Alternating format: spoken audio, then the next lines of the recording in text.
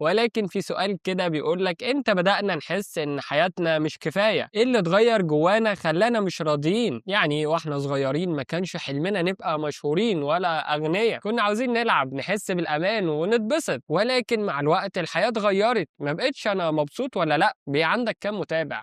جايب العربية موديل كام؟ حسابك في البنك فيه كام؟ وكأن قيمة الإنسان بقيت باللي بيعرضه وباللي يمتلكه مش بيه هو، زي ما قلت لك في أول فيديو. والحاجة كده ما بقيناش قادرين نعيشها، بقينا في سباق، اللي معاه أكتر هو التمام، اللي مش معاه بقى ده يدفن نفسه خلاص. خلي بالك احنا ما سألناش نفسنا مين اللي حط القوانين دي ومين اللي بدأ الفكرة دي. الإنسان ما اتغيرش كتير، ولكن معاييره ونظرته هي اللي اختلفت. يعني ممكن الأول كنت بتشوف نفسك من جوه، دلوقتي انت بتشوف نفسك بعيون الناس، هم راضين عليك ولا لأ؟ بيحبوك ولا لأ؟ مبسوطين من إنتاجيتك ولا لأ؟ طب تخيل طفل دخل متحف ووقف قدام لوحة ونسي الوقت من كتر ما هي جميلة وفي ألوان وفي حاجات حلوة قوي عجبته، وشخص تاني دخل نفس المتحف ولكن كل اللي بيدور عليه مكان مناسب عشان ياخد صورة حلوة. المتحف هو ما اتغيرش، ولكن الشخص هو اللي اتغير، النظرة والعقلية والأولوية بتاعة الفرد، والتاني عاوز يتبسط. في كتاب كده بيقول لك، هكتب لك اسمه عشان مش عاوز أعيد كتير. الفكرة مش إن الإنسان بيحب الشهرة،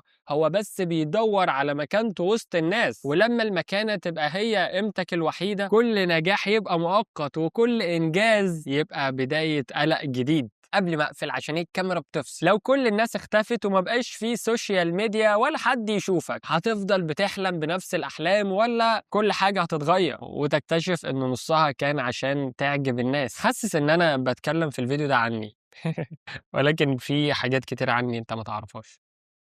كنت عاوز اقول لك قبل ما اقفل بقى بجد، امتى اخر مرة عملت حاجة عشان تفرح نفسك مش عشان تفرح اهلك، مش عشان تعمل حاجة تعجب الناس؟ هستنى رأيك في الكومنتات، وتعالى بقى نروح نعمل حاجة في اليوم كده حلوة، تمام؟ عبال ما الكاميرا دي تشحن. خلاص، يلا بينا.